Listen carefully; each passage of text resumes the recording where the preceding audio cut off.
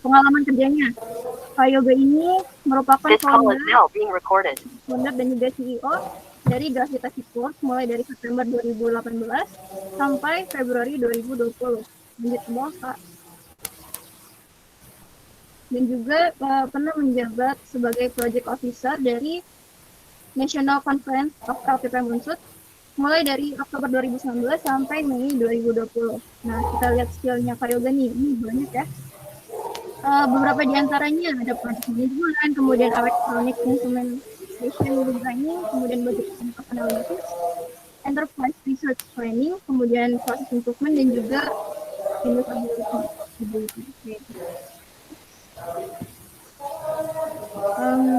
Untuk organisasi kampusnya, Kak Yoga ini pernah menjabat sebagai ketua dari komunitas elektronika dan instrumentasi atau ELINS di tahun 2017. Kemudian pernah menjabat sebagai komunitas ELINS di 2017.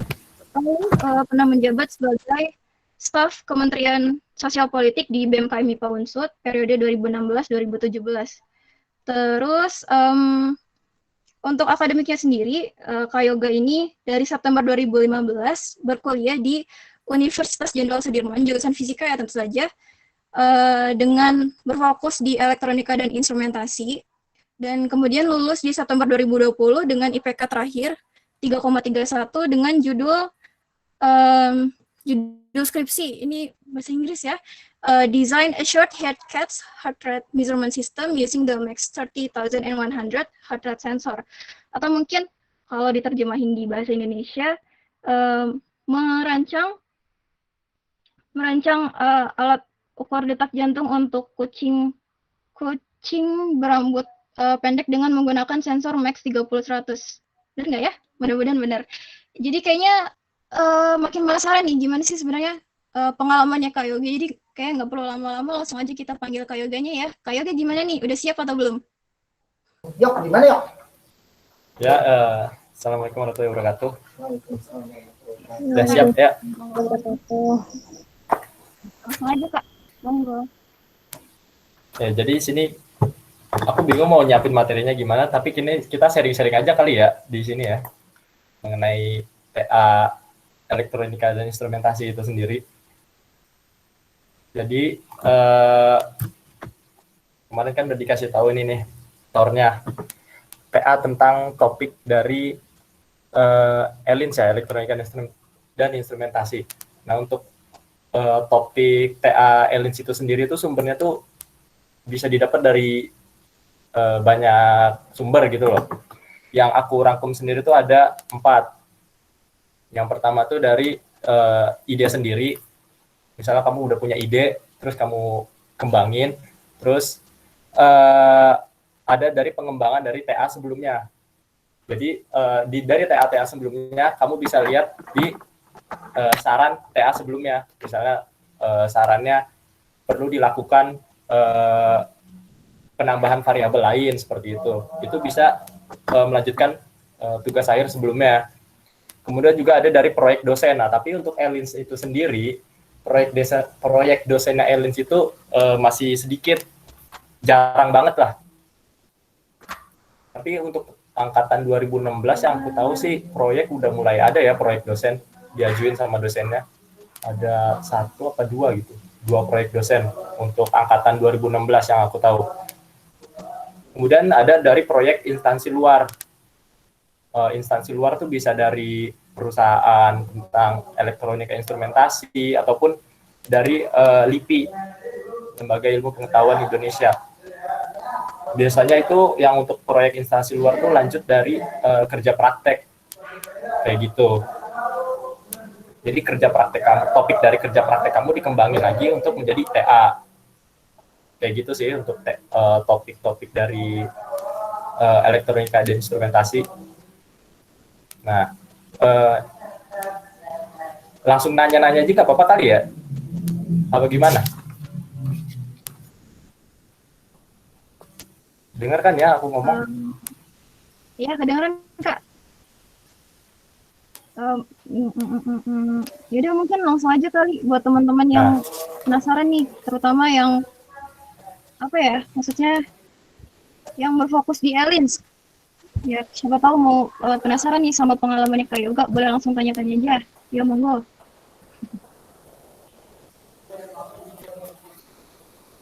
Gimana?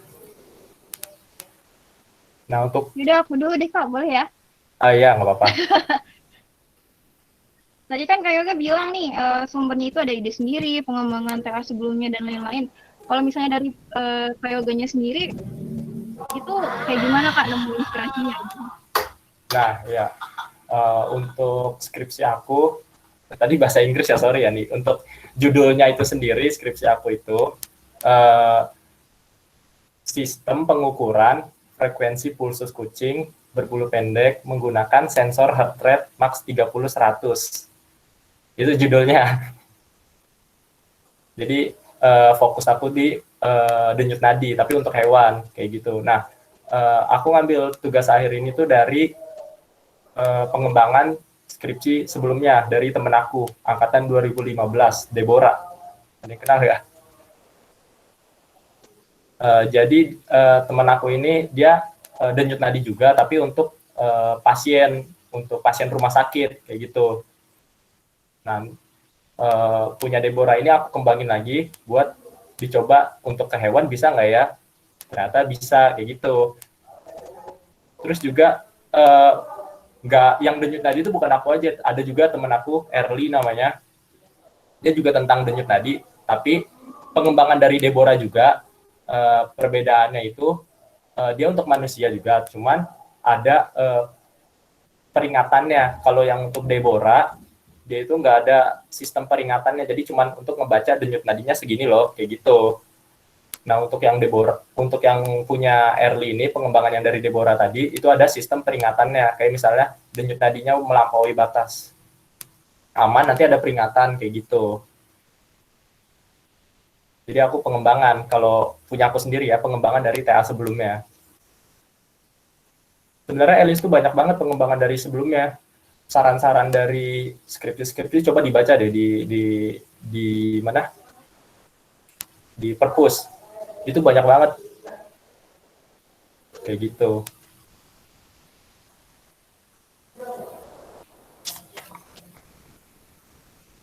Kak, aku mau tanya lagi nih. Sebelumnya mungkin buat teman-teman yang mau tanya-tanya juga boleh langsung chat di kolom komentar ya, atau boleh langsung nyalain mikrofonnya. Gini Kak, tadi kan Ya. aku lihat judulnya tuh Kakak lebih fokus ke kayak kucing berambut pendek ya. Itu kenapa tuh Kak milih objeknya gitu? Oh iya. Jadi gini nih, ini aku cerita sedikit kenapa aku milih judul ini. Jadi sebenarnya aku tuh udah 2 kali ganti judul. Judul pertama itu tentang sensor tanah longsor. Judul pertama ini aku ngambil dari proyek instansi luar, proyek LIPI. Kayak gitu.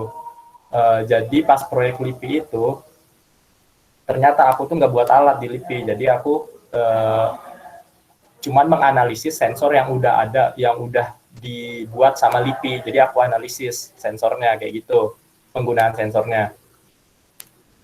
Nah, aku konsul-konsul, ternyata menurutku tuh masih kurang untuk dijadikan tugas akhir kayak gitu. Terus aku memutuskan untuk ganti judul mengenai kucing ini. Kenapa kucing? Karena yang pertama itu hewan yang kayaknya paling banyak ya yang dipelihara kayak gitu kan.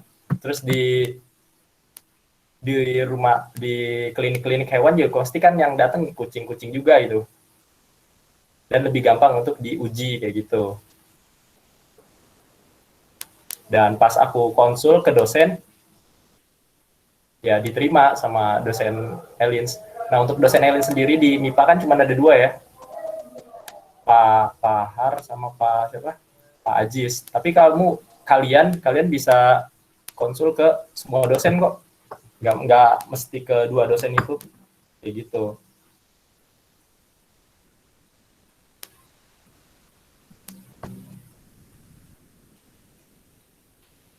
Oke Kak, untuk prosesnya sendiri nih, kira ada kesulitan apa nih yang Kakak rasain selama pembuatan skripsinya itu? Oh, kesulitan skripsi anak Elins tuh yang paling pertama pembuatannya sih, pembuatan alat, pembuatan sistem ini.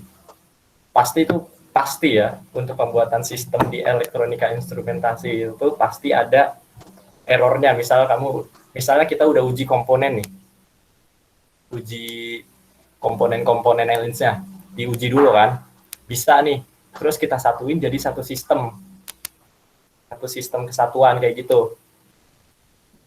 Nah, pas sudah diuji satu sistem itu terkadang tuh ada errornya, misalnya tiba-tiba nilainya ngaco, kadang nggak nyala lampunya, tiba-tiba nilainya udah benar, pas dicoba lagi ngaco lagi. Nah, itu kesulitannya sih di situ biasanya yang untuk Elins. Jadi kalau udah misalnya salah di situ ya kita ulang lagi dari awal, diuji lagi komponennya apa, dirunut lah. Yang salah di mana sih? Kan kayak gitu, elektronika instrumentasi itu kayak gitu. Sampai benar-benar ngujinya udah benar nilainya. Nah, yang didapat nanti buat pembahasannya biasanya untuk Elins itu pengujian sistemnya yang berupa nilai error, akurasi, presisi. Biasanya itu untuk Elins. Untuk Elins itu pasti yang dibahas tuh akurasi, error, dan presisi. Akurasinya berapa, errornya berapa, dan presisinya berapa.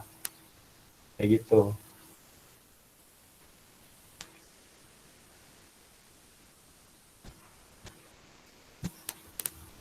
Mantap banget nih Kak. Mungkin buat teman-teman ada yang mau nanya dulu nggak? Oh, ini ada yang nanya. Ini ada nih, dari Fahrul Ihsan. Katanya, apa nih benar?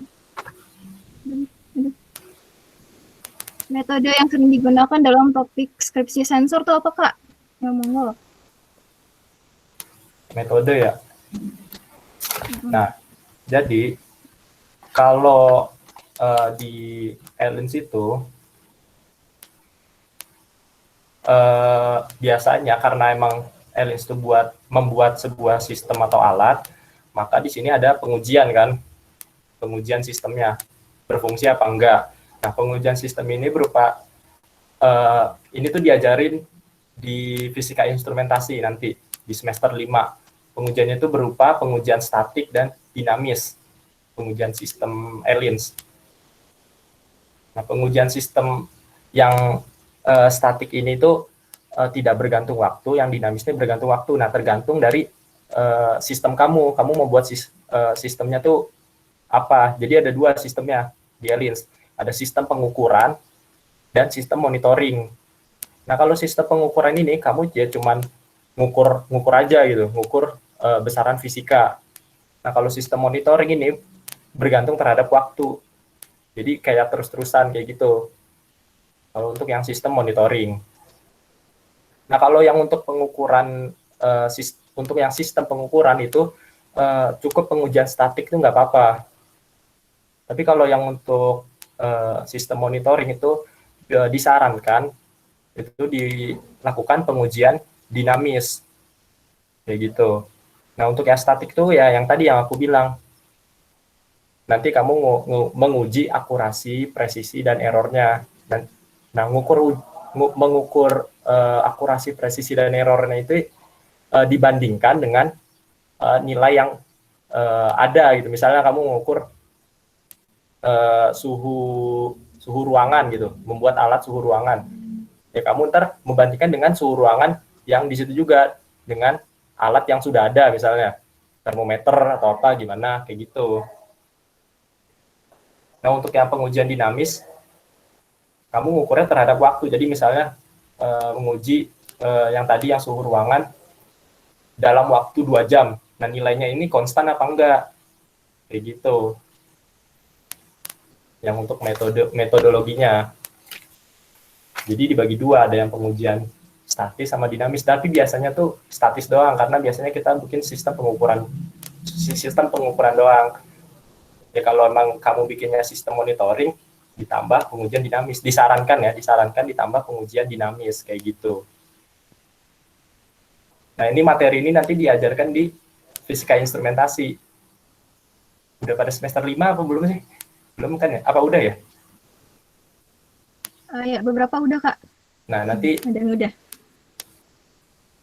nggak tahu ya kalau yang kurikulum baru fisika instrumentasi di semester berapa. Tapi yang aku itu di semester 5 kalau nggak salah, fisika instrumentasi. Terus diajarin lagi di sistem sensor. Semester berapa ya? 7 atau 6 gitu. Di sistem sensor diajarin lagi nanti karakteristik statis dan dinamis kayak gitu.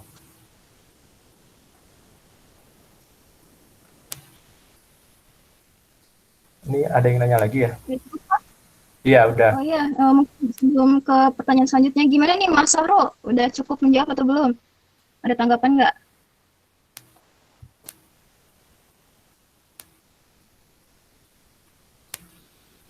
Halo. Oke, udah cukup. Yuk lanjut ke pertanyaan selanjutnya. Ada dari Utari Ningsih. Kak, apakah mengambil tugas akhir ELINS outputnya selalu berupa alat? Atau ada yang lain? Nah, untuk Elin sendiri skripsinya itu tuh nggak mesti alat, bisa analisis. Cuman rata-rata dari angkatan sebelumnya itu alat sih. Bisa analisis sih, cuman jarang kayaknya ada yang analisis deh. Aku yang analisis angkatan 15, dia nggak analisis, cuman tetap membuat alat mengenai fiber optik. Boleh kok analisis. Jadi tuh Elins tuh nggak mesti ngebuat alat. Analisis contohnya yang temenku itu, bentar. Jadi dia tuh mengukur sudut kritis di fiber optik. Nah, jadi di fiber optik itu, fiber optik itu kan menggunakan cahaya ya, pantulan cahaya di dalamnya. Jadi dia mengalirkan arus listrik menggunakan pantulan cahaya itu. Nah, di ini tuh temanku ini mengukur sudut kritis yang di dalam fiber optik kayak gitu. Dianalisis sama dia. Cuman tetap dia ngebuat alatnya, divariasiin.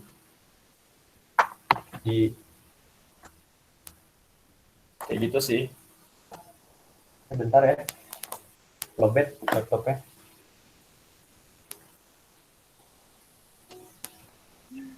Gimana nih Mbak Utari? Udah cukup menjawab atau belum? Atau masih ada sambungan atau gimana?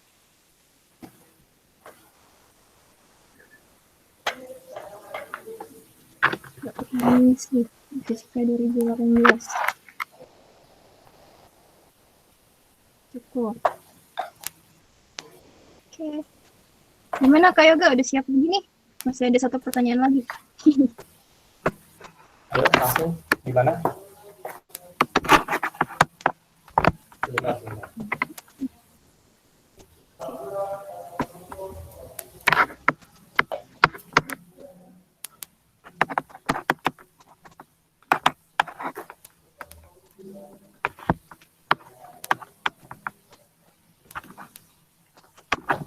Apa pertanyaannya? Ayo. Nah, jadi ini ada pertanyaan dari Ariantika Rahmawati. Bisa saran atau tips nggak Kak buat teman-teman yang mau ambil tugas akhir ELINS? Tips dan saran. Ini ya, yang saran atau tips. Iya, betul. Nah, jadi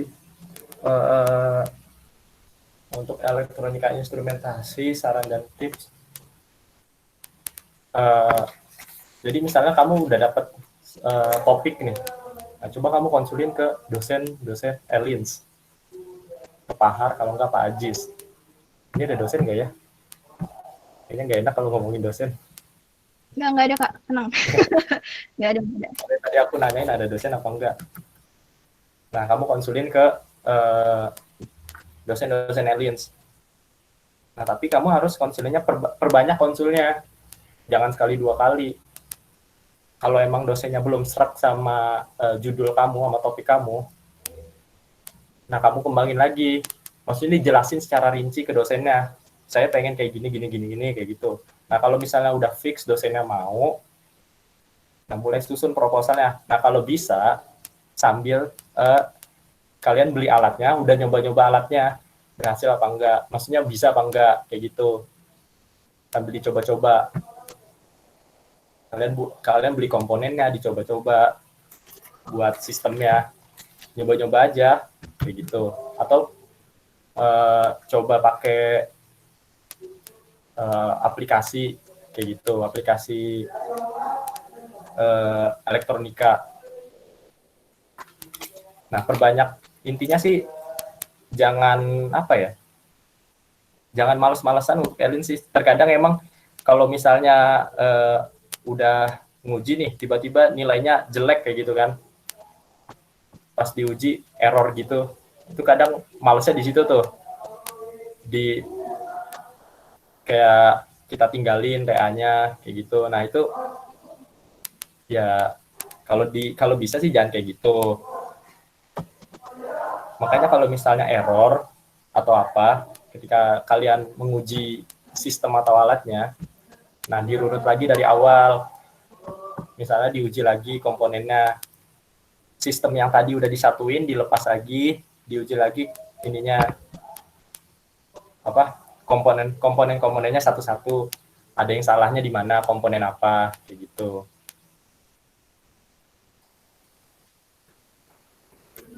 Terus juga ini ngomongin mengenai dosen ya. Untuk dosen Erlins, tauku itu, mereka nggak nanyain terkait progres skripsi kamu biasanya. Jadi kalian yang harus aktif mengenai progres skripsi kamu.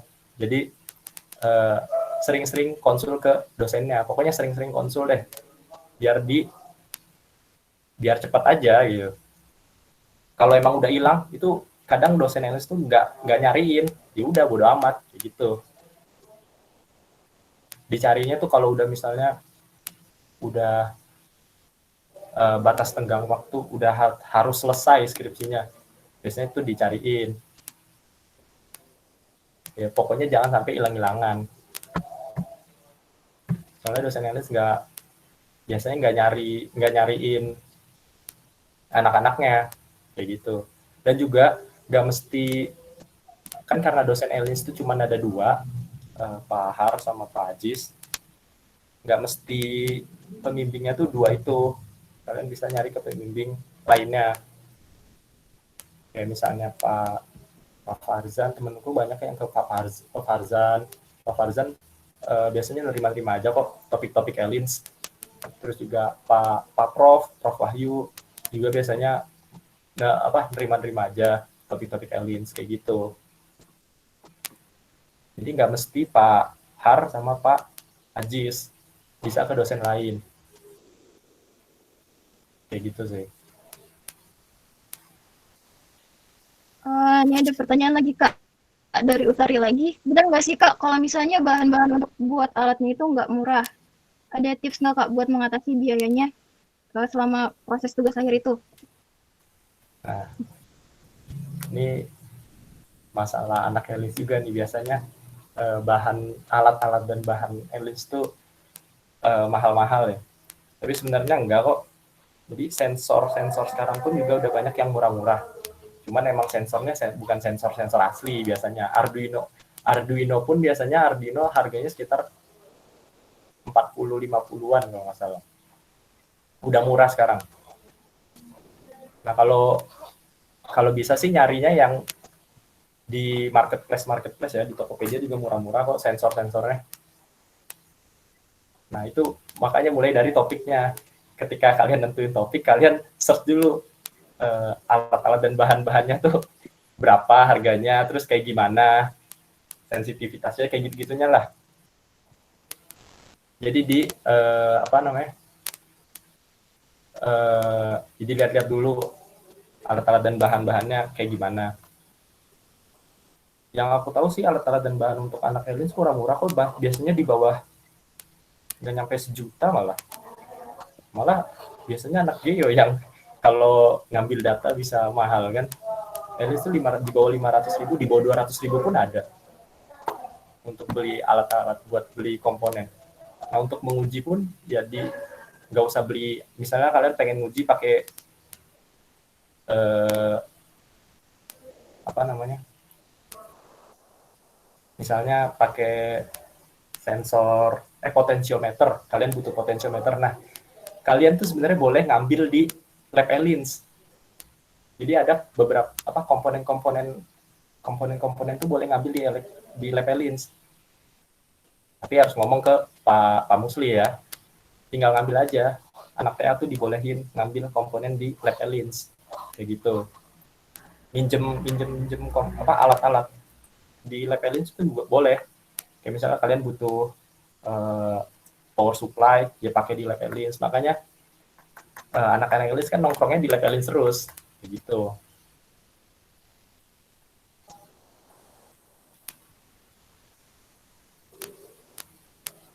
Kak, aku mau tanya lagi dong. Kalau nggak, iya, boleh nggak? Nggak apa-apa, ya. Kalau nggak salah tuh, tadi kakak bilang sempat ditolak ya judulnya. Benar nggak ya? Iya. Nah, itu gara-gara apa, Kak? Terus kalau boleh tahu judulnya apa tuh yang ditolak itu? Sebenarnya bukan ditolak, cuman waktu itu pas aku konsul, itu tuh dosennya bilang judul ini tuh mirip kayak KP judulnya. Nah, terus karena emang dibilang kayak gitu, kan dosennya ngomong lagi ke aku, kamu yakin gak pengen TA ini? Ya boleh aja, cuman ini tuh cuman kayak nganalisis doang. Jadi datanya tuh udah ada segala macam, udah kayak data sekunder. Nah, analisisnya pun juga gampang, cuman dibikin grafik gitu. Jadi benar-benar mirip kayak KP. Nah, setelah aku pikir-pikir, ya udah aku ganti judul. Aku nggak lanjutin judul itu, kayak gitu. Nah, untuk judul sebelumnya, itu tuh tentang analisis tanah longsor di rel kereta api apa ya, di lereng rel kereta api. Jadi itu LIPI itu masang alat pendeteksi tanah longsor di lereng kereta api. Nah, aku disuruh analisis, alatnya tuh udah jadi. Nah, aku disuruh analisis di LIPI-nya kayak gitu. Cuman aku nggak jadi judul itu.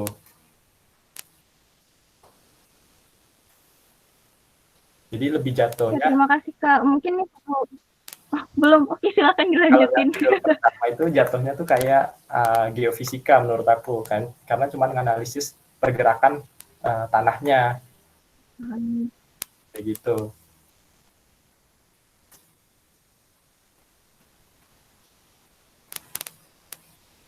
Udah, Kak? Iya, udah. Atau ada lanjutannya lagi? Udah kok, udah. Satu lagi mungkin ya, Kak, dari Kak Simon. TA-nya Kakak bikin apa? Konsepannya juga kayak gimana? Nah, untuk TA aku sendiri, yang tadi aku bilang, aku bikin sensor denyut nadi untuk kucing ya, untuk kucing yang berbulu pendek. Menggunakan sensor heart rate max 30-100. Sensornya itu udah ada, jadi aku bikin sistemnya. Untuk di kedokteran hewan itu denyut nadi itu namanya frekuensi pulsus, makanya judulnya bukan denyut nadi, aku frekuensi pulsus. Nah, di sini aku bikinnya sistem pengukuran. Jadi itu kayak cuman ngukur denyut nadinya doang, habis itu udah kayak gitu.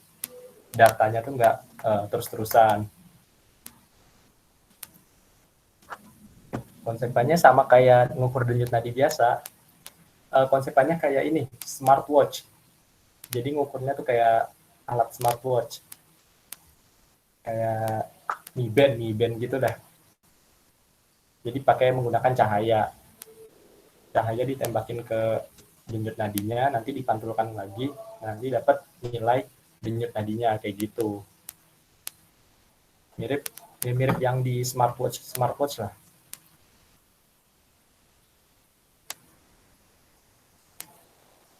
Nah. Cukup, Kak? Ya. Aduh.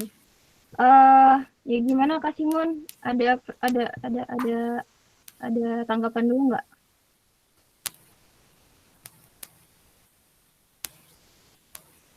Adakah? Mana? Halo, Kak Simon. Simon? Mungkin lanjut dulu nih ya, Kak. Ini satu pertanyaan terakhir nih buat sesi ini.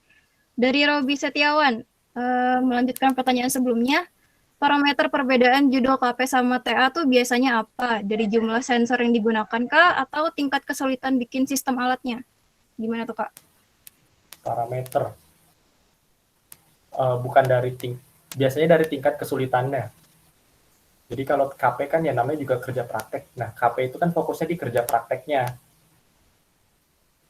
Jadi kamu di situ belajar ya kerja praktek kayak gitu. Nah, kalau yang skripsi itu di situ kamu belajar cara bikin tulisan ilmiah yang baik dan benar kayak gitu. Bukan tulisan ilmiah ya, pokoknya mengenai ilmiah lah, mengenai tulisan ilmiah, terus karya ilmiah yang baik dan benar di skripsi kayak gitu. Untuk yang TA, jadi lebih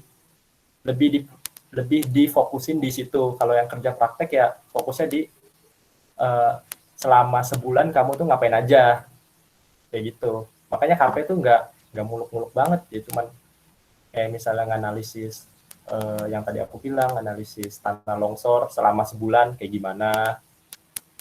Fokusnya di kerja prakteknya. Kalau TA lebih dalam lagi konsepannya. Kalau yang di TA tuh konsepannya kamu harus lebih mateng. Kamu mau ngapain sih pendahuluannya? Latar belakang penelitian kamu tuh mau ngapain? Gitu. Harus jelas dan terstruktur. Gitu.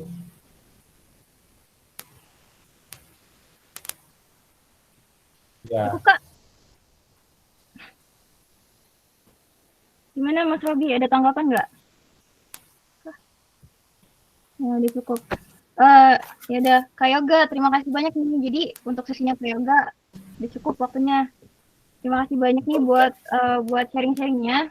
Tapi jangan kemana-mana dulu, soalnya nanti bakal ada sesi tanya jawab lagi sebenarnya habis materinya Kak Adit. Gitu, Kak. Siap. Okay. Ya, terima kasih banyak Kak Yoga. Nah, teman-teman, kita lanjut ke sesi berikutnya. Jadi, setelah sharing-sharing bareng Kak Yoga tadi tuh, selanjutnya ada ada sharing-sharing dari alumni KMK Geofisika, yaitu Kak Aditya Ferry Saputra. Sama kayak tadi juga nih, sebelum kita panggil kakaknya buat sharing-sharing bareng kita bacain dulu CV-nya bareng-bareng. Yuk, kepada panitia, boleh tolong ditampilkan CV-nya.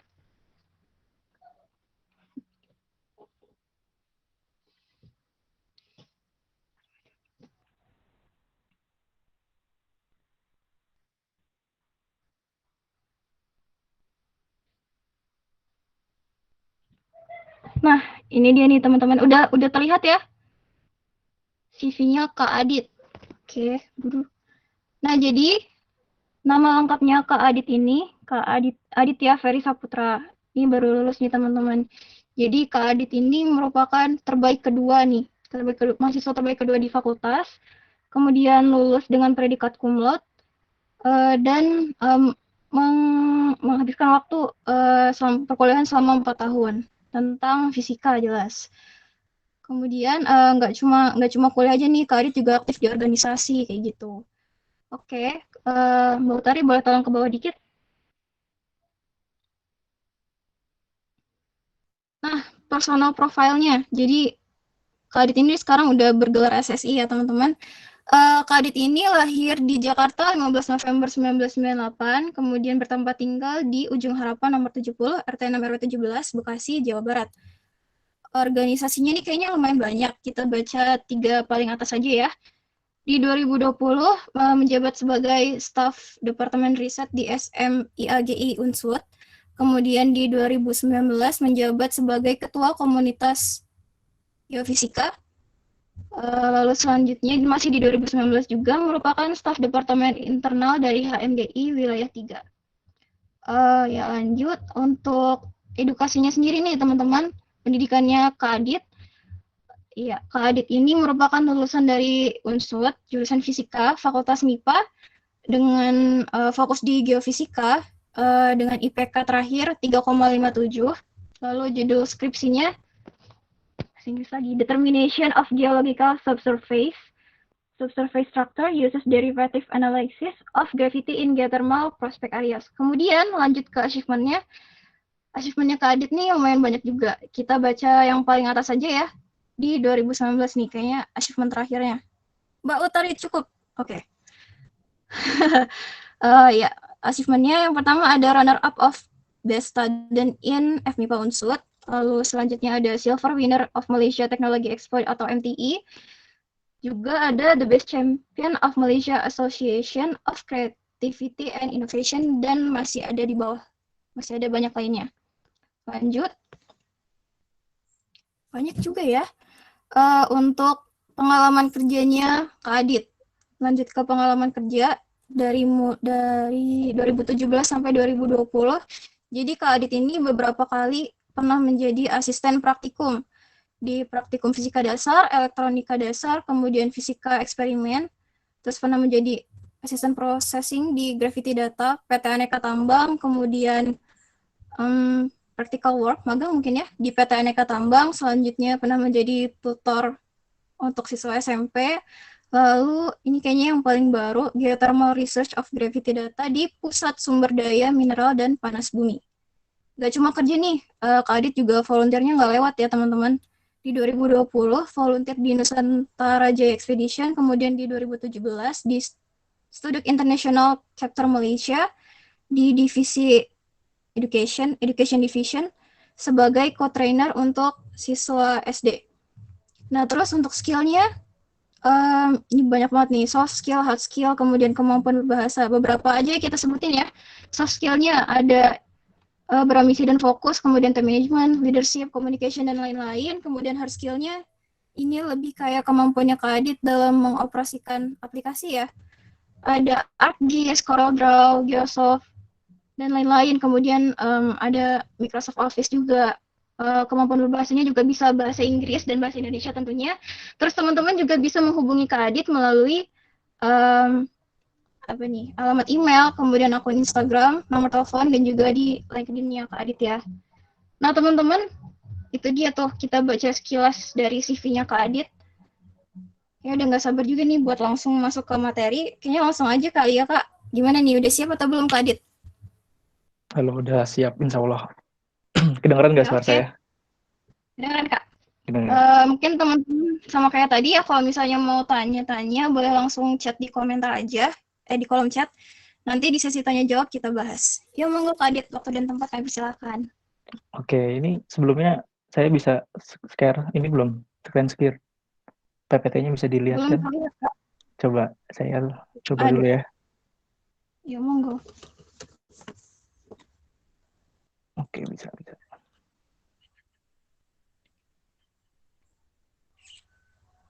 Sudah terlihat? Nah, udah ada Kak.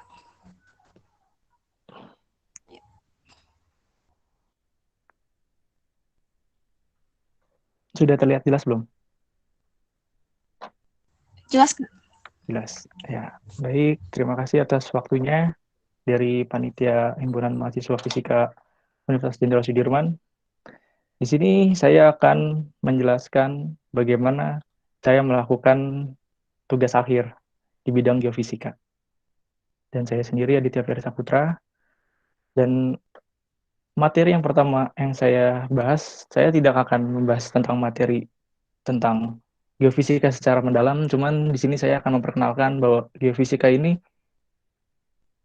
cakupannya seperti apa. Ketika kalian keluar dari FMIPA Unsud, yang kalian kenal kan geofisika di FMIPA Unsud hanya menggunakan metode magnetik dan geolistrik. Ternyata geofisika ini terdiri dari dua bagian, secara aktif dan pasif. Yang aktif ini seperti metode seismik, geolistrik, atau GPR. Dan yang aktif itu biasanya kayak gravity, magnetik. Bedanya aktif sama pasif itu, kalau aktif itu dia kita sebagai akuisisi, kita menginjeksikan suatu bahan dari luar. Kayak misalkan geolistrik, kita mengizinkan arus. Nah, perlu perantara manusia gitu. Kalau misalkan di metode pasif, instrumen yang kita dapat itu sudah ada di dalam bumi. Kayak misalkan gravity. Saya tidak melakukan injeksi apa-apa, tapi saya melakukan pengukuran nilai medan gravitasinya tersebut gitu. Jadi kalau aktif dilakukan oleh manusia, pasif itu sudah ada di energi dari dalam bumi. Dan salah satu metode yang saya gunakan di tugas akhir ini yaitu menggunakan metode gravity, di mana metode gravity ini dia metode geofisika yang menentukan struktur geologi bawah permukaan bumi yang dilihat dari nilai densitas batuannya. Nah, ini suatu roadmap dari kalian yang ingin tugas akhir atau misalkan kerja praktik. Mungkin di sini teman-teman ada yang masih ingin persiapan kerja praktik atau melakukan tugas akhir. Semoga ini bisa membantu kalian. Yang pertama, hal yang kalian persiapkan yaitu surat izin dari instansinya. Jadi ketika kalian sudah mendapatkan surat izin, kalian bisa menghubungkan pembimbing yang dari sana. Dan dari situ juga mungkin dari instansi-instansi yang terkait memerlukan proposal kalian, proposal bagaimana cara pandang kalian untuk mengambil metode ini gitu. Jadi proposal itu masih bisa diubah. Cuman kenapa instansi ingin melihat proposal kalian? Karena dia ingin melihat sudah sampai mana kemampuan kalian untuk ingin kerja praktik atau tugas akhir di sini. Gitu. Nanti ketika kalian udah melakukan proposal, nanti juga kalian bisa disuruh presentasi. Kira-kira kalian diujinya ditanya-tanya seperti kasus-kasus geofisika yang kalian ambil topiknya itu. Gitu. Ketika kalian udah berhasil presentasi, kalian baru dikasih datanya atau enggak kalian bisa ke lapangannya untuk uji coba alat kalibrasi atau enggak akuisisi data. Nah, ketika kalian udah punya alat datanya, kalian proses sehingga di akhir ya kalian bisa presentasi, yaitu presentasi yang kedua yaitu presentasi hasil. Nah, lalu dari semua laluan yang kalian lakukan itu kalian bisa konsulkan ke dosen-dosen pembimbing yang ada di Unsur. Jadi menurut saya ketika kalian sudah di instansi, kalian coba fokus untuk konsultasi di pembimbing yang kedua. Soalnya kalau misalkan tugas akhir kan kalau kalian dari luar, pembimbing duanya itu dari luar, bukan dari Unsur. Nah, itu kalian coba ambil pelajaran yang dari luar dulu, baru kalian coba konsultasi kepada dosen. Nah, di sini ada tahapan dari metode geofisika, yaitu akuisisi, proses data geofisika, interpretasi, dan di sini tujuannya, goals-nya, untuk apa saya melakukan interpretasi, pengolahan data, dan akuisisi itu tujuannya karena saya di bidang panas bumi, yaitu menentukan reservoir dari penelitian saya. Nggak sampai reservoir, tapi strukturnya juga bisa kita cari di sini. Dan pesan dari saya mungkin kepada teman-teman yang ingin melakukan tugas akhir atau kerja praktik, kalian pilih salah satu metode yang kalian kuasai dan kalian berusaha untuk menjadi expertnya. Nah, di sini peran yang paling penting. Jadi kalian ketika melakukan tugas akhir atau skripsi, kalian juga bisa melihat datanya nih, kira-kira kalian kan nggak mau nih kalau misalnya setelah lulus, gue kerja di mana gitu, atau di bidang apa gitu. Nah, maka dari itu, tadi saya bilang, kalian hanya fokus dalam satu metode, dan tapi kalian itu menjadi ahlinya. Jadi ketika kalian nanti keluar dari Unsur, kalian jangan minder sama anak-anak teknik geofisika atau geofisika yang lain, karena kalian udah mendapatkan satu pemahaman yang kalian itu menjadi ahlinya. Gitu. Dan di sini kalian juga bisa lihat kira-kira sistem perusahaan apa yang kira-kira yang bakal turun atau naik gitu. Dan di sini terlihat bahwa perkembangan oil dan gas cukup turun ketika 2020 ini. Dan kalian juga bisa ngelihat grafiknya yang buat renewable energy itu di panas bumi, dia emang lagi dinaikkan oleh pemerintah. Jadi kalian juga ketika melakukan topik TA atau tugas akhir nanti dan kerja praktik, kalian juga melihat tren kira-kira ketika kalian lulus itu ilmu kita kepake. Nah, ini dapat dari Energi Outlook 2020. Ya, ini kayak kita bahasnya basicnya aja, jangan terlalu jauh. Nanti kalau misalkan terlalu jauh, saya seperti seminar hasil lagi. Saya akan melakukan perkenalan aja untuk metode gravitasi. Dan saya tidak mengharuskan bahwa teman-teman mengambilkan metode yang sama dengan saya. Kalian coba explore sendiri. Ya, sini sebagai perkenalan aja bahwa metode gravitasi itu didasarkan oleh hukum Newton, yang mana massa 1 dan massa 2 ini saling berjauhan dengan terpisah dengan jarak r kuadratnya. Dan dari sini kita bisa menentukan medan gravitasinya gitu. Jadi ketika kita memahamkan prinsip gravitasi, kita akan menentukan densitas permukaannya itu dari nilai medan gravitasinya. Dan di sini nilai G-nya itu tetapan itu 6,67, dan satuan dari metode gravitasi itu miligal, di mana 1 miligal itu 10⁻³ cm per second kuadrat. Nah, di metode gravitasi, kita memerlukan koreksi-koreksinya nih. Pasti nanti kalau di semester berapa tuh ada mata kuliah gravitasi dan geomagnet. Nah, ini pasti nanti dipelajari. Dan geomagnet pun dia dilakukan koreksi-koreksi. Kenapa dilakukan koreksi? Karena bentuk bumi itu tidak bulat sempurna, dan di bawahnya juga tidak memiliki struktur yang homogen. Makanya kita perlukan koreksi. Di sini koreksinya ada koreksi tidal, drift, lintang, udara bebas, koreksi bugi, dan koreksi tiren.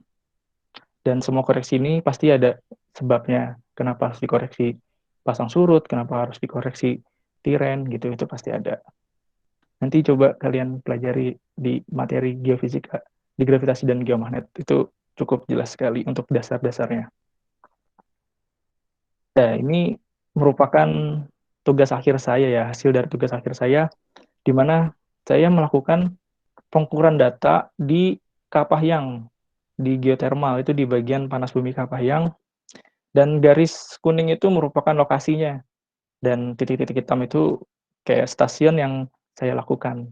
Di sini sama kayak sama metode magnetik, dia menggunakan sistem looping. Dan yang merah itu panas buminya, manifestasi panas buminya. Kayak misalkan di Gunung Slamet ini manifestasi panas buminya itu kayak di Pancuran 7, yang sistem-sistem panas bumi tersebut. Dan luas areanya di sini mencakup 12 sampai 12 kali 16 km. Dan data poin yang saya lakukan itu 332 data, dan di mana jarak intervalnya dari satu titik ke titik lainnya 250 meter. Dan manifestasi yang di sini yaitu merupakan hot spring atau mata air panas, yaitu Sempiang dan Babakan Bogor. Nah, setelah sudah mendapatkan kasus penelitian di daerah Kapahyang geothermal, saya melakukan studi dari geologi permukaannya dulu nih. Kira-kira ini ada batuan apa? Gitu. Jadi di Gravity ini saya menggunakan 3 metode sebenarnya. Cuman saya menampilkan secara laboratorium saja. Nah, di laboratorium ini yaitu ada lava tua, dasit, andesit, dan basalt.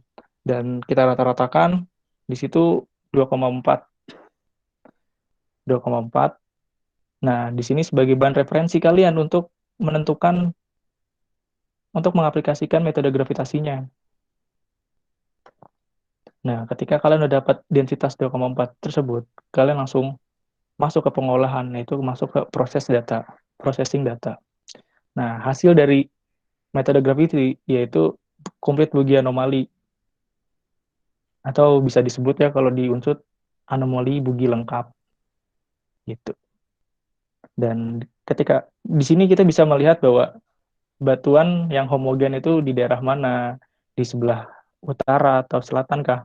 Jadi di peta ini kita belum bisa menentukan densitasnya nih kan, kita cari kan jenis batuannya. Nah, ini belum bisa cari dari pembacaan peta di sini. Di sini hanya melakukan nilai medan gravitasinya. Di sini, lalu di konflik Bugis anomali ini itu ada peta regional sama residual, di mana kedua peta tersebut saling bercampur nih di peta CBA. Dan karena tujuan saya untuk mencari struktur, ya saya harus memfokuskan mana yang saya lakukan, regional atau residual. Nah, cara pemisahannya ini menggunakan analisis spektrum, yaitu melakukan slashing data. Nah, yang kayak saya garis-garis itu sampai 7 itu proses analisis spektrum. Nah, ini analisis spektrum. Analisis spektrum ini tujuannya itu untuk menentukan kedalaman dari zona panas buminya. Misalkan di lintasan pertama, lintasan kedua, sampai 7 lintasan yang saya buat, itu kedalamannya berapa, sampai menentukan rata-ratanya. Ini sini yang residual. Nah, lalu yang residual sudah tahu nilai kedalamannya berapa, sampai rata-ratanya berapa, maka didapat anomali regional. Terpisahlah anomali regional dan anomali residual. Nah, kalau misalkan kalian udah expert nih, kita tuh sebenarnya sudah sebagai interpreter yang expert, kita sudah selesai ketika kita mendapatkan anomali residual saja, gitu. Di anomali residual, pasti kalau yang expert nih sudah kelihatan di mana nih ada strukturnya nih, struktur patahan atau sesar, itu bisa dilihat dari anomali residual. Nah, kenapa saya melakukan anomali residual, nggak anomali regional? Karena anomali regional ini merupakan respon nilai gravitasi yang cakupannya yang dalam. Nah, kalau saya melakukan identifikasi struktur, saya tidak bisa melakukan anomali yang regional. Biasanya tuh anomali regional itu untuk patahan yang aktif, patahan yang bisa dideteksi atau pergeseran lempeng. Itu biasanya menggunakan anomali regional. Dan kebetulan di Sumatera ini kan, daerah Sumatera ada namanya patahan atau sesar semangko, yaitu patahan yang aktif tuh dari pergerakan lempeng tektonik zaman dahulu. Nah, itu masih ada di daerah Sumatera. Nah, makanya di sini terdapat liniasinya. Nah, kalau misalnya nomor residual nih yang saya fokuskan. Nah, nomor residual ini respon dari gravitasi yang bersifat dangkal. Nah, dari nomor residual ini saya melakukan analisis derivatif. Analisis derivatif ini seperti first horizontal derivatif dan second vertical derivatif. Di second vertical derivatif ini tujuannya untuk menentukan keberadaan struktur patahannya itu di mana. Sedangkan yang second vertical derivatif itu menentukan jenisnya apa, entah itu patahan turun atau naik gitu. Dan di sini saya juga melakukan korelasi dengan peta geologi. Perlu bantuan peta geologi itu supaya apa yang kita lakukan itu sudah tepat gitu.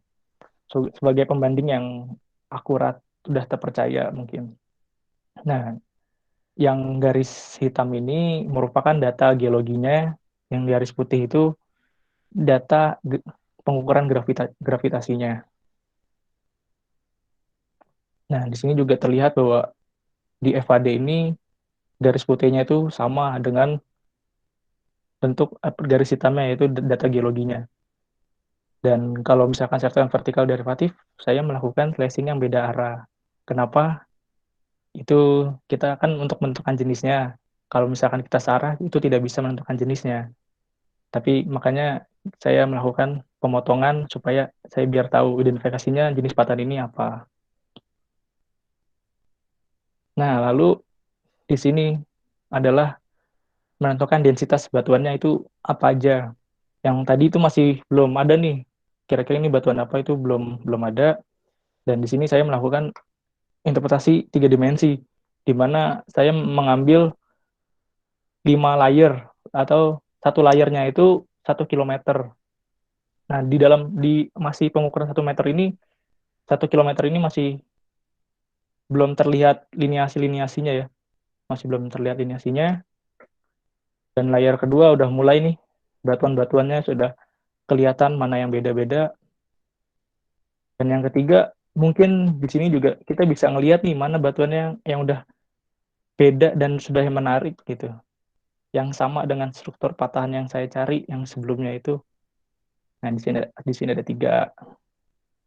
Nah, lebih jelas lagi, kita main ke layar 4. Di layar keempat, batuannya sudah hampir seragam, tetapi di situ mempunyai liniasi yang sangat kelihatan. Nah, tadi kan yang KPH 01 itu dekat dengan manifestasi panas buminya, jadi kelihatan sangat jelas.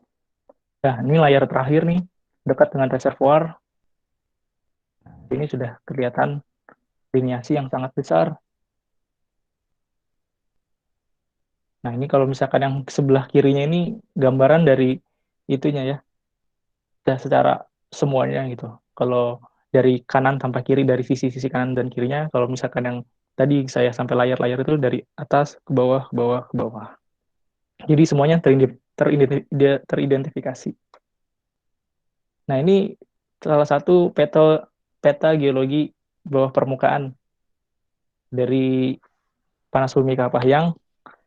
Nah, terlihat saya tepat pada yang garis ini tuh sebuah patahan ya. Patahan yang teridentifikasi dengan saya tadi nih, Babakan Bogor yang KPH 01 dan KPH 02, KPH 03 ini. Dan di sini menentukan bahwa memiliki patahan turun. Patahan turun. Nah, sebenarnya kalau kita bisa melihat peta, secara penglihatan saja yang gambar peta ini nih, yang patahan yang saya lingkari, itu sudah kelihatan bahwa di situ pada patahan turun. Kenapa patahan turun? Nah, ini karena footwall-nya naik dan hanging wall-nya turun. Nah, kalau misalkan saya perkuat lagi nih dengan pencobaan dengan perhitungan, kira-kira ini naik atau turun gitu. Ternyata secara perhitungan ini sama, yaitu patahan turun. Nah, ini salah satu peta geologinya. Nah, di sebelah mana nih? Nah, di sekitar sini nih, ini tadi patahan yang teridentifikasi, ini yang satu, ini yang kedua, dan ini yang ketiga. Sudah cukup akurat kan? Kalau misalkan kita korelasi-korelasi. Dan ini saya coba bahwa saya gabungkan antara peta geologi dan tadi penentuan densitasnya, bahwa densitas yang tinggi di sini merupakan batuan berasosiasi dengan batuan andesit. Batuan andesit. Terus yang kalau misalkan yang warna biru ini adalah zona yang memiliki densitas yang rendah. Densitas yang rendah, maka memiliki porositas yang tinggi. Jadi bisa menampung air gitu. Makanya di sini udah kelihatan bahwa zona reservoirnya di sini. Tapi kita nggak bisa, sebagai geofisikawan, kita nggak bisa menentukan nih, wah di sini zona airnya, gitu, atau nggak di sini sumber panasnya. Nah, perlu cross check lebih dalam lagi. Belum kita melakukan geokimia, gitu ya. Yang geokimia kan sangat penting. Nah, jadi ini baru invasi tahap pertama. Entah itu nanti melakukan metode geofisika yang lain, nah, nanti saling dikoreksi. Jadi nggak bisa langsung pilih nih, wah ini panas buminya di sini nih, itu nggak bisa. Dah, ini saya dari materi tadi sudah cukup jelas ya, insya Allah teman-teman bisa menangkapnya. Nah, ini merupakan tempat tugas akhir saya tuh di PSDMBP Bandung. Nah, ini pertamanya saya melakukan izin surat izinnya, yaitu tanggal 31 Juli. Tuh, masih udah lama banget ini saya. Jadi ini kenapa saya di tempat ini? Karena dulu saya waktu itu kerja praktik di PT Aneka Tambang, dan ternyata dari kerja praktik tersebut saya dipercaya oleh oleh pekerja di sana untuk untuk membantu dia meng, mengidentifikasi emas, karena PT Aneka Tambang itu bergerak di emas, mineral. Nah, saya di situ setelah KP dipercaya untuk melakukan processing data sampai interpretasi yang kayak tadi, dari situ ternyata saya disuruh kalau misalkan menjadi grafitinya lebih dalam lagi, coba di bagian panas bumi. Nah, makanya saya disuruh belajar di sini. Nah, makanya saya walaupun sendiri, ya saya punya tujuan sendiri gitu. Jadi buat teman-teman, jangan khawatir ketika kalian memiliki mimpi yang tinggi, walaupun kalian tidak ada walaupun kalian hanya sendiri, kalian coba jalan aja dengan pemikiran kalian sendiri. Kita sudah tidak bisa lagi mengikuti orang-orang lain. Ya, jadi kalau udah semester-semester akhir itu, kita coba berusaha untuk hidup mandiri. Nah, dari sana saya akan bercerita di sini. Pertama saya akan belajar dari sistem panas buminya. Saya belajar geologinya. Saya masuk ke museum geologi untuk mempelajari proses gunung api itu seperti apa dan batu-batuan panas bumi itu seperti apa. Nah, ini contoh-contoh sampel batuannya. Nah, soalnya sangat penting nih ketika kalian pengen melakukan geofisika, kalian juga harus paham geologinya untuk memperkuat saja. Nah, di sini sebuah contoh gambar dari PSDBP. Di sini saya ingin melakukan kalibrasi alat. Nah, ini ketika pengujian sampel batuan. Nah, ini mulai kalibrasi. Nah, ini ada sedikit pesan nih dari warga-warga sana nih di PT sini sangat menarik. Ada tulisan bahwa sawah sibuk habis membangun, di negeri lupa berkebun agraris.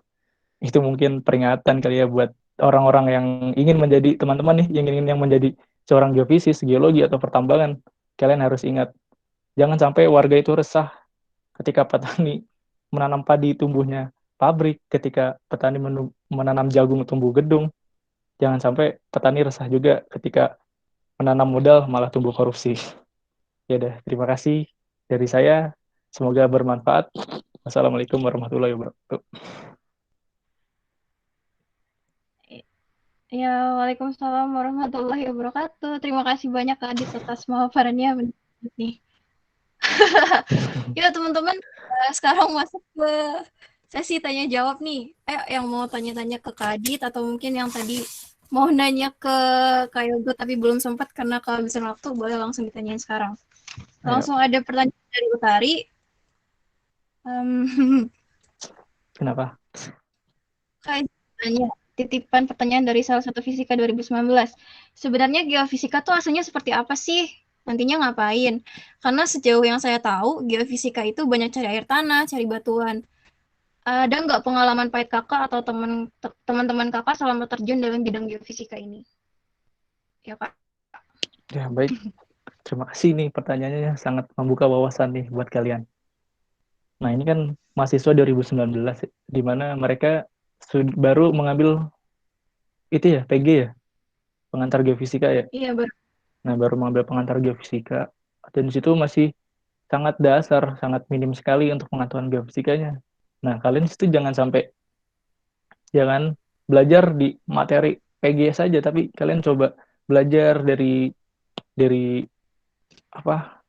dari buku-buku yang lain, dari internet kah, atau dari paper-paper orang, dari jurnal-jurnal. Itu sangat membantu kalian ketika kalian melihat bahwa geofisika itu luas, nggak cuma air, terus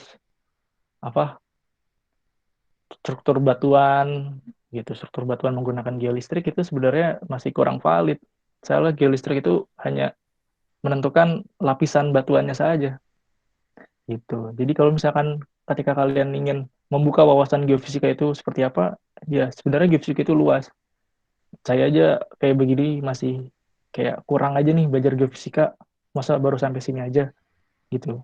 Dan kalian coba menanam mindset bahwa kalian tuh bersaing setelah lulus ini, atau kalian kan punya mental prinsip sebagai geofisika nih, memegang bahwa saya nanti lulusan fisika dengan konsep geofisika. Nah, apakah ketika kalian nanti di dunia kerja atau di dunia setelahnya itu kalian bisa bersaing dengan teman-teman yang dari universitas lain. Nah, jadi jangan sampai jago kandang saja gitu. Cuman coba cari keluar. Di situ banyak sekali materi-materi geofisika yang harus dipelajari. Apalagi sekarang ini geofisika sudah mulai berkembang, entah dari pengambilan datanya, terus akuisisi datanya. Yang pernah saya tahu tuh sekarang sudah ada pengembangan teknologi LiDAR ya, radar. Jadi di akuisisi datanya itu pakai drone, bukan lagi pakai manusia. Seperti gravity dan magnetik nih, kan biasanya dilakukan dalam waktu berhari-hari nih. Kebanyakan juga mahasiswa yang TA di sini ngambil magnetik kan. Nah itu sampai 7 hari misalkan, sampai 5 hari dengan melakukan jalan-jalan jauh kan, di mana 1 meter dari satu titik ke titik lainnya itu cukup jauh kan, 5 meter atau 3 meter. Nah sekarang malah di dunia geofisika ini sudah lebih maju lagi, dia menciptakan teknologi LiDAR. Jadi diterbangkan drone, nanti dapat semua tuh nilai magnetiknya berapa. Jadi nggak perlu waktu yang lama, dan datanya tersebut kemarin agak tidak jauh berbeda sama prediksi manusia yang mengukur gitu. Jadi wah, geofisika sini udah lumayan canggih. Jadi coba kalian bisa belajar dari mana, nanti semoga bisa bersaing di dunia kerjanya.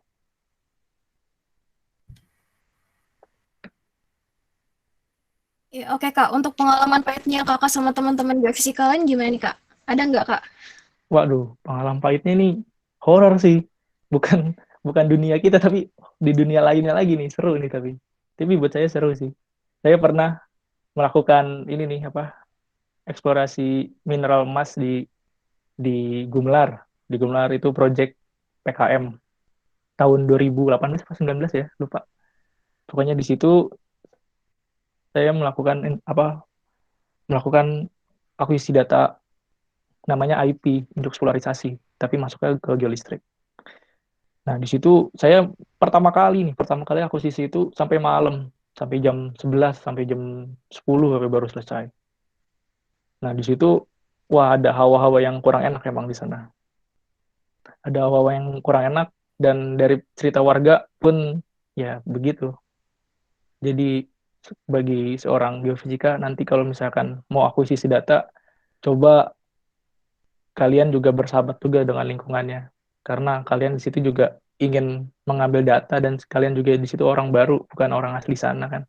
Jadi jangan sembarangan gitu bahwa alam ini dekat sama kita kalau misalkan kita jadi orang geofisika.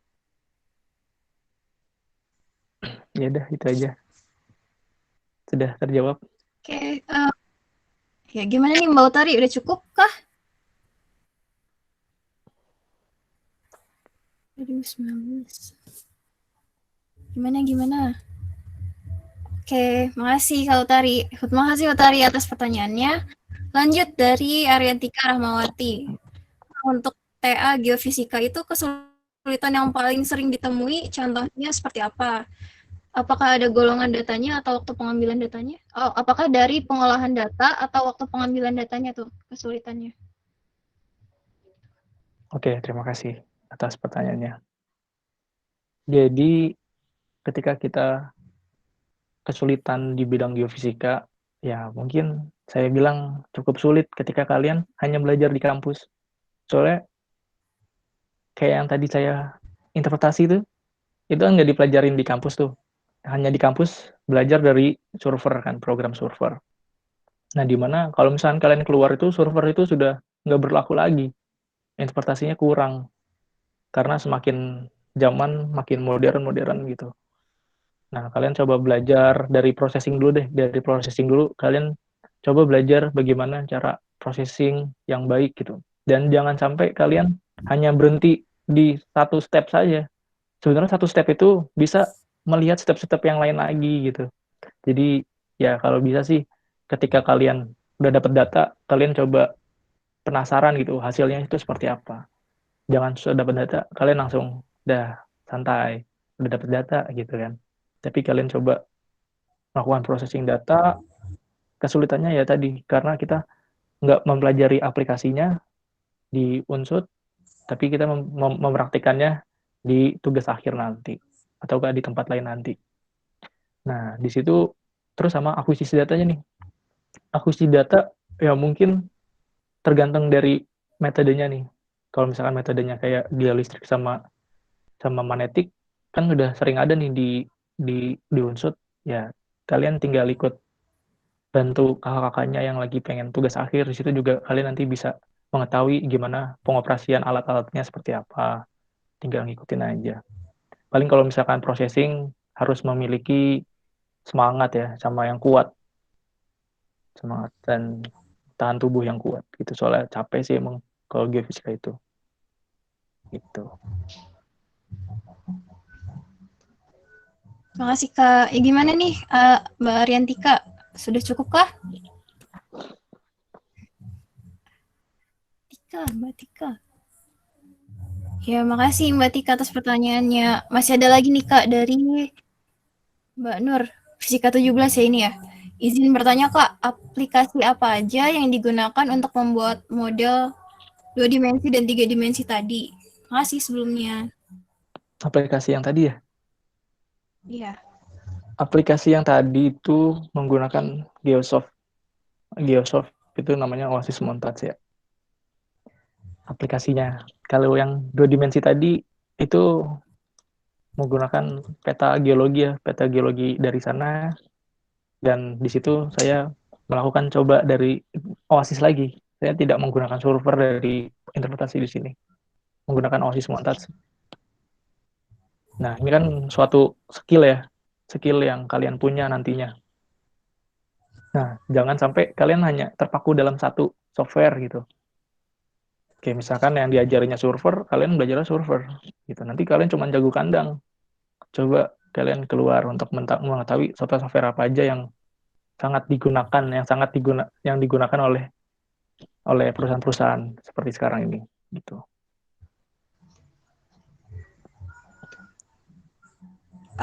Kak, aku mau lanjutin pertanyaannya Mbak Nur. Iya, gimana? Tadi kan kalau misalnya di Unsut nih belajarnya yang server doang nih, terus kakak belajar aplikasinya yang lain itu sumbernya dari mana, terus dapet info dari mana gitu-gitu loh. Ya gitu. Iya sih. Dulu saya juga waktu semester berapa sih? KP itu semester 5 ya? Iya. Ya, waktu semester 5 itu emang nih, kalau misalkan lagi kerja praktik ini sangat bingung. Kita mau metode apa, mau pakai pengolahannya seperti apa, kita nggak tahu nih. Apalagi kita kan kerja praktik di instansi kan. Nah, di situ saya waktu itu sih mencoba mencari ilmu baru ya. Sebenarnya saya waktu pas semester 5 itu konsep gravitasi itu sangat dasar, sangat minim sekali. Saya juga tidak tahu cara pengolahannya itu seperti apa, saya nggak tahu. Karena kan di kuliah cuma belajar konsep paten saja ya, rumus-rumus saja. Nah, di sini saya coba memberanikan diri sih.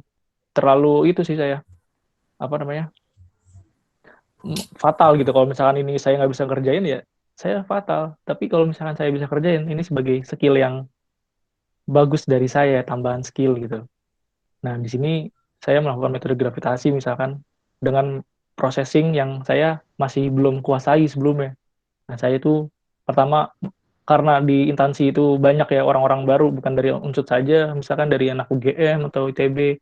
Nah, di situ misalkan kalian manfaatin tuh, kalian ambil materi dari dia dan coba tanya-tanya dia pakai aplikasi apa atau bacaannya apa, dan kalian saling berdiskusi gitu untuk menyerap ilmu-ilmunya gitu. Saya belajar Oasis dulu waktu pas semester 5 itu, yang waktu lagi KP, itu cukup lama, sebulan 2 bulan kali itu. Sebulan 2 bulan belajar. Nah, di situ saya mempunyai prinsip bahwa aplikasi ini sangat berguna nih nantinya nih. Sangat berguna, dan saya tidak bakal ngelupain cara-caranya, tahap-tahapnya. Dan dari situ, karena searah sama tugas akhir, ya saya mencoba kayak membantu teman-teman yang tugas akhir, anak-anak 2015 misalkan. Kan saya masih 2016, anak 2015 sudah main tugas akhir, dia salah satu metode gravity nih, tapi dia masih bingung dengan pengolahannya. Ternyata pengolahannya sama sama ya kayak kerja praktik saya. Jadi dari situ kita saling diskusi, saya juga biar nggak lupa juga kan sama step-stepnya. Nah, ketika saya tugas akhir, saya bisa jadi cepat gitu melakukan data. Sampai 2 minggu saja itu waktu itu tugas akhir tuh, pemrosesan data 2 minggu jadi. Pas dikonsultasiin, ternyata ya udah benar gitu. Jadi kalau misalkan seperti itu jadi skill dari kita sih, walaupun nggak dipelajari, tapi kita tidak bisa menyalahkan kampus gitu. Karena mahasiswa itu udah hidup mandiri, kalian bisa belajar dari mana saja. Ya, Oke, makasih Kak. Ini juga nih ada tambahan dari Kak Yoga.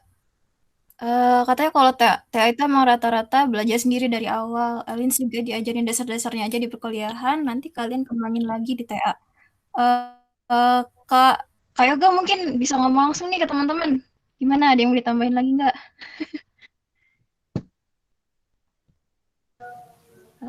Ya, ya sama kayak yang tadi aku nambahin adik doang sih.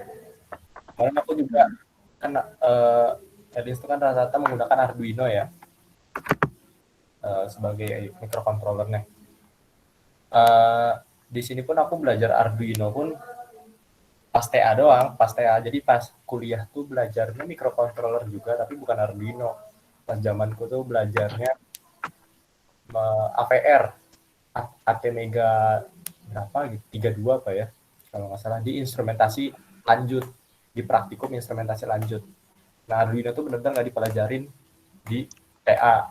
Jadi benar-benar pelajar sendiri pas TA itu. Tapi kayaknya sekarang sih Arduino udah dimasukin di perkuliahan kayaknya di instrumentasi lanjut. Coba tanya ke dosen dosen ini aja. Setauku udah dimasukin. Karena microcontroller yang AVR itu nggak digunain di TA, jadi yang digunain di TA aja yang dipelajarin di perkuliahan.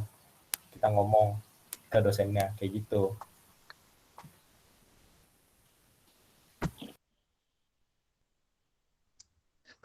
Ya oke, makasih tambahannya Kak Yoga. Ini buat teman-teman boleh cek ke kolom chat sebentar ya.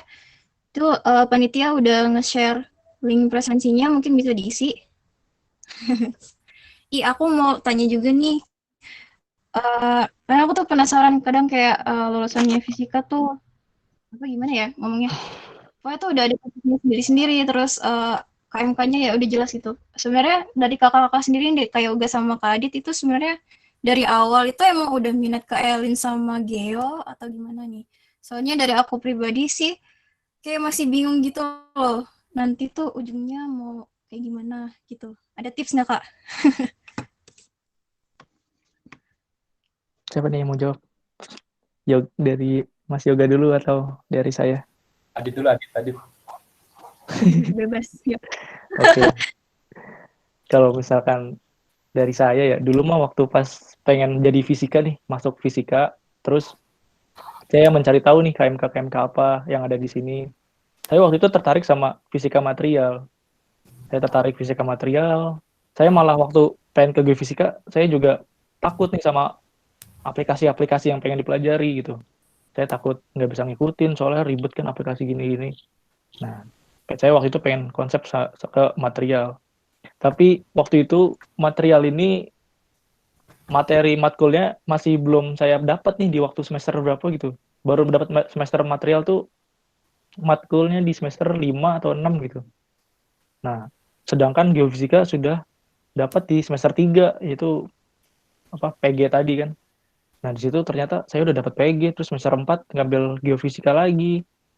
Dan kayaknya saya udah mulai dapat belajar dari geofisika, dan sampai akhirnya saya memastikan saya di geofisika aja gitu. Jangan ngambil apa namanya ekstrimnya gitu. Kalau misalkan di material malah nanti kebingungan gitu.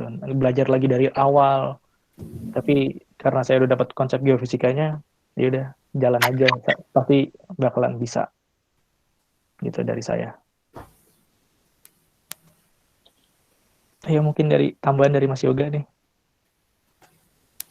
Kalau aku kenapa milih Elins dulu, karena aku lihat ya di pas pengenalan itu kan ada 4 ya, Elins, medis, material, sama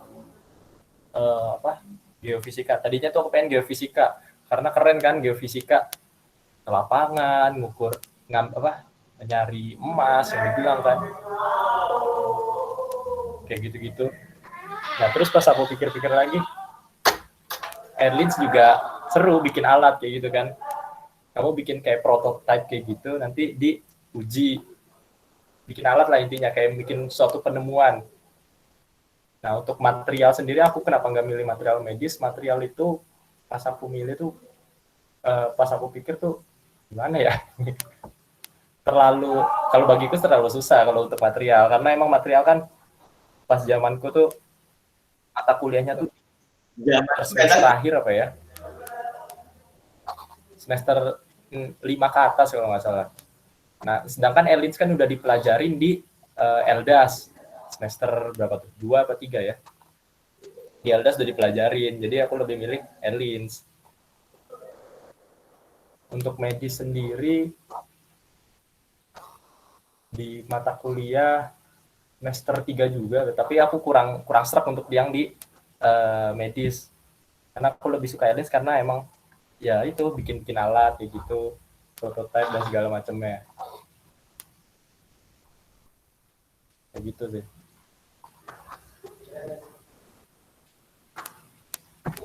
Ya, makasih Kak Yoga atas jawabannya. Ini ada pertanyaan lagi dari Utari. Tadi katanya di Airlines tuh bisa ngembangin dari TA-TA sebelumnya. Kalau di geofisika bisa kayak gitu juga nggak, Kak? Ini buat Kak Adit ya? Ya, monggo, Kak. Oke, terima kasih. Bisa mengembangkan apa tadi? Ngembangin dari hasil TA-TA sebelumnya. Sebenarnya dari geofisika ini bisa untuk mengembangkan materi-materi selanjutnya. Kayak misalkan kebanyakan kan, misalkan saya ngambil dari unsur aja deh, misalkan dia baru melakukan sistem akuisisi data menggunakan geolistrik gitu. Geolistrik dengan interpretasinya kayak apa? Dua dimensi, penampang dua dimensi, atau enggak kalau misalkan air tanah kan penampangnya logbore gitu. Nah, untuk pembaruannya mungkin dari sisi interpretasinya. Jadi ketika sudah mendapatkan data geofisika yang satu tadi, yang dari alatnya, yang dari pemrogramannya, kalian juga bisa melakukan interpretasi yang lebih spesifik lagi, yang lebih kena gitu. Alasannya apa? Kebanyakan tuh mahasiswa juga seperti itu. Dia bisa mengukur, tapi ketika ditanyain atas dasarnya apa, terus konsepannya seperti apa, korelasinya kayak gimana, akurat atau tidak, ya mereka hanya berpacu dalam satu software aja. Jadi pas ditanyanya, dia tidak bisa, apa namanya, ibaratnya kayak kayak memperkuatnya tuh, data yang buat memperkuatnya, buat pendampinginya itu kurang gitu. Jadi kalau misalkan pembaruannya mungkin dari segi interpretasinya, atau enggak kalian juga lebih paham lagi nih tentang apa kasus apa yang kalian angkat gitu. Kayak misalkan di apa emas kan, kasusnya apa nih kira-kira yang mau diangkat. Misalkan dari mineralnya, kita nggak belajar mineral emas, tapi kita melakukan pembaruan dengan belajar mineral emas. Mineral emas itu banyak gitu.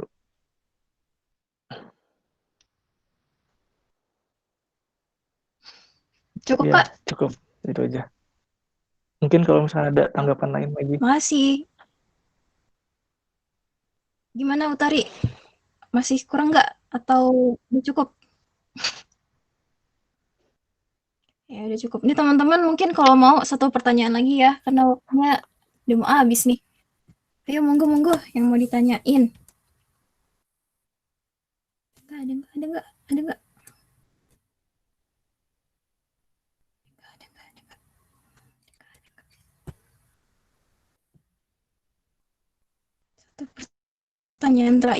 Satu pertanyaan terakhir ya teman-teman. Boleh langsung nyalain mikrofonnya. Kayaknya nggak ada ya. Yaudah kalau gitu sesi tanya jawabnya kita cukupkan sampai sini aja. Makasih banyak nih buat Kak Yoga sama Kak Dit yang udah. Tanya, Oh iya, monggo. Kak Adit mau tanya ya Kak.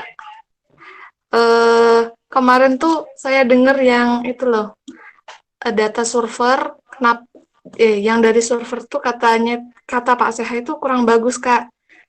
Bagusnya tuh pakai Fortran. Sedangkan yang waktu di Antam tuh Fortran tuh udah nggak digunain loh Kak. Menurut Kak Adit itu gimana Kak kira-kira? Terima kasih. Iya, terima kasih Mbak Umana nih. Tempat KP-nya sama soalnya. Jadi dia mengerti bahwa aplikasi yang kita pelajarin itu sebenarnya sudah lama dan ternyata kita belajarnya itu tidak mengikuti era zamannya gitu. Sebenarnya kan kalau misalkan prinsip dari Unsur, ya mereka dia mengolah data dengan apa yang dia kuasai, misalkan seperti kayak Fortran, terus habis itu ke server ya kan pemodelannya. Sedangkan kalau misalkan di era sekarang, kita nggak perlu pemrograman Fortran tadi, kita melakukan OASIS saja, itu udah cukup sampai akhir itu, sudah bisa membaca sampai akhir. Dan pas dibandingin hasilnya jauh lebih sama, namun prosesnya lebih simple di era sekarang ternyata dibanding di yang pakai Fortran terus langsung ke server, dari server melakukan itu biasa di magnetik kan kalau pakai Fortran, pengangkatan ke atas atau upward, reduksi bidang datar. Nah, itu selalu dipakai kalau misalkan di Unsur. Karena sih kata Pak saya waktu itu bilangnya karena kita sebatas penelitian jadi kita harus ngikutin alur. Nah, kalau misalkan kita coba keluar ya misalkan kayak di Antam itu pengolahan data magnetik sebenarnya langsung jadi nih anomali total. Nah, untuk pemisahannya langsung bisa kayak tadi saya lakukan itu langsung langsung dari anomali total langsung dapat anomali apa sih kalau magnetik tuh? Anomali magnetik lengkap ya. Di situ habis itu dapat langsung pemisahan regional residual, nggak perlu pengangkatan ke atas lagi. Cuman waktu itu pernah sih saya berdiskusi sama Pak saya, kenapa tidak apa sebenarnya bisa nih interpretasinya sama, tapi kenapa kita harus melakukan upward sama red bida? Nah, karena balik lagi, kita di sini sebagai mahasiswa dan kita hanya mengikuti proses penelitiannya tersebut gitu. Tapi itu khusus Pak Seha sih. Kalau kemarin saya kan dari pembimbing satunya Pak Haji, jadi saya dibebaskan untuk berkreasi gitu. Yang penting saya tahu apa nih masalahnya, apa ini konsep fisikanya seperti apa gitu. Jadi yang penting saya bisa menjelaskan dan dapat dimengerti oleh dosen-dosen lainnya. Jadi terima kasih Mbak Umana. Gimana Mbak Udah cukup? Oke, udah.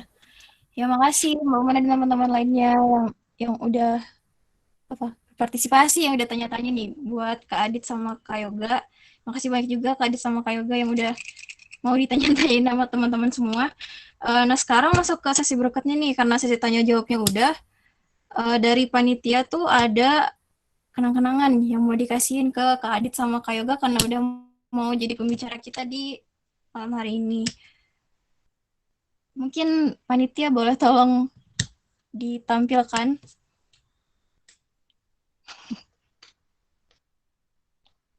Tari.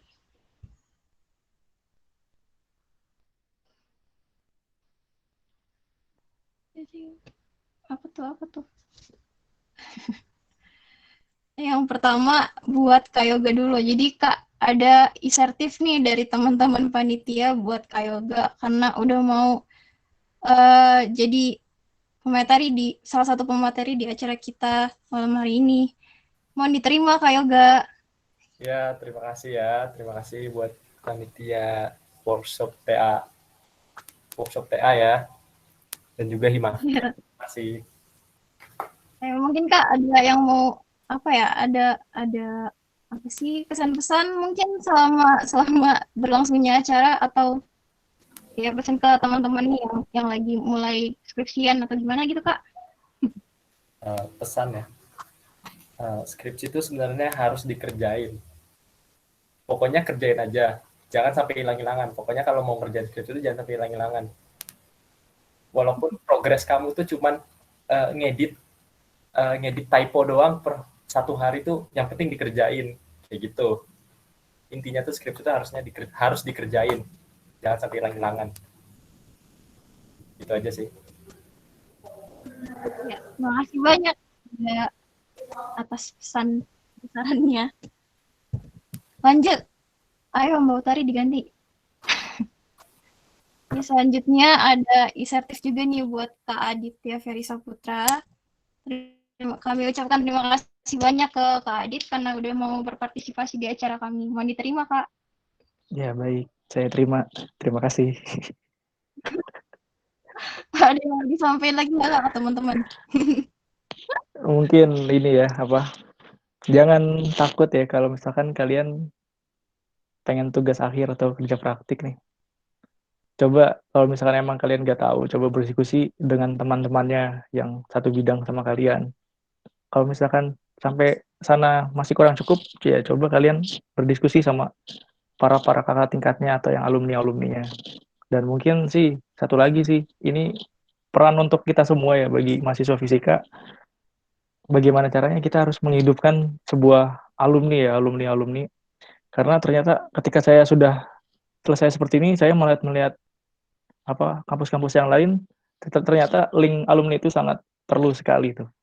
Entah nanti ada yang sudah di perusahaan mana, ntar dia menjadi bagian di mana, itu sangat membantu pola pikir adik-adik tingkat yang di bawahnya gitu. Ya paling itu aja. Terima kasih bagi sudah menyelenggarakan workshop TA ini. Semoga kedepannya lebih baik lagi lah antara acara-acara selanjutnya. Ya, terima kasih. Oke, terima kasih Kak Adit. Yes, teman-teman, acaranya udah akhir, udah apa sih? Kita udah sampai di penghujung acara nih. Udah banyak banget tips-tips dan juga ilmu-ilmu bermanfaat yang bisa kita dapat dari sharing-sharing tadi bareng Kak Adit sama Kak Yoga. Mudah-mudahan bisa bermanfaat buat kita semua ya. Oke, selanjutnya ada sesi dokumentasi. Jadi teman-teman boleh tolong dinyalain kameranya. Biar panitia bisa dokumentasiin dengan baik nih. Yuk, nyalain kameranya sebentar. Gimana? Mas Mbak panitia ada siap apa belum? Yuk. Ada Adit, Wida, Utari, Ajil, Mbak Intan, Upi, Ona. Ayo nyalain kameranya. Mbak Shima juga nih, Mbak Puspita. Ih banyak loh. Yuk Arifin sama. Dan lain-lain. Teman-teman semua boleh tolong dinyalain kameranya.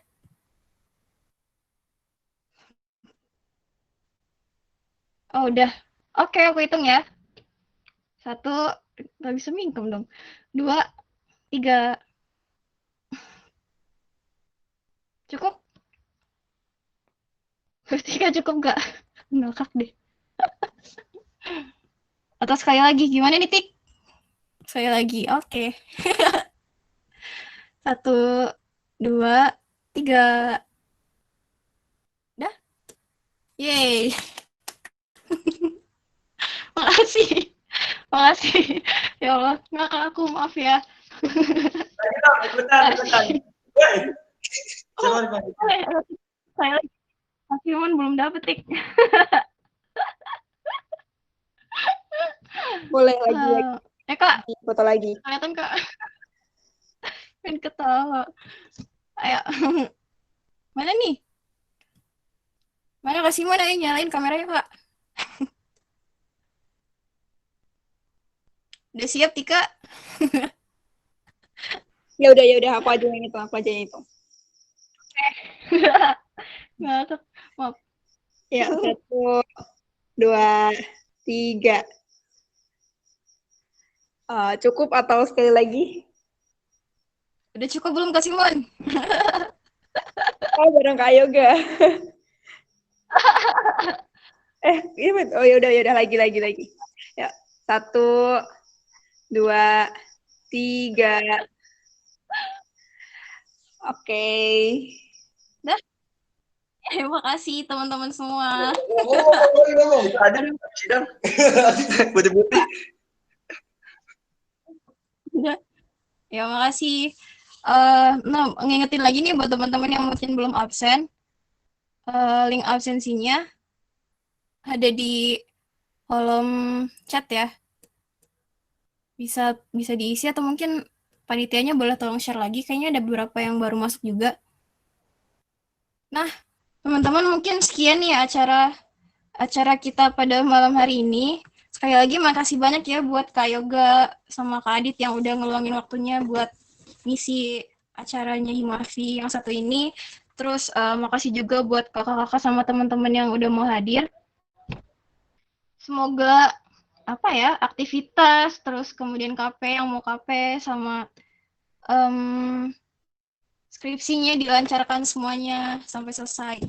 Kayak gitu. Ingat pesannya Kak Adit juga nih, Kak Adit apa Kak Yoga tadi yang bilang ya, skripsi itu dikerjain, walaupun cuma benerin typo doang. Oke? Biar ada progresnya. Kayak Yoga aku ngomong. Ya udah mungkin sekian acara kita hari ini. Dari saya pribadi mohon maaf apabila terdapat kesalahan dalam nemenin teman-teman di acara hari ini. Oke, jaga kesehatan semuanya. Selamat malam, sampai jumpa. Assalamualaikum warahmatullahi wabarakatuh. Waalaikumsalam warahmatullahi wabarakatuh. Waalaikumsalam. Waalaikumsalam. Pin ketawa. Yeay. Pin ketawa. Boleh ketawa nggak sih? Makasih semuanya udah hadir. Adit Wida, makasih Kak Adit, Kak Yoga. Ini ada Rifdatul Husna, ada Rofiko, ada Abiyu, ada Kak Nafisa, Mas Henry, Mbak Salma, makasih. Ada Rine juga, ada Mbak Lela, Ajil, Mbak Umana, Arifin, Ara, dan teman-teman lainnya. Terima kasih, terima kasih, terima kasih. Yeay.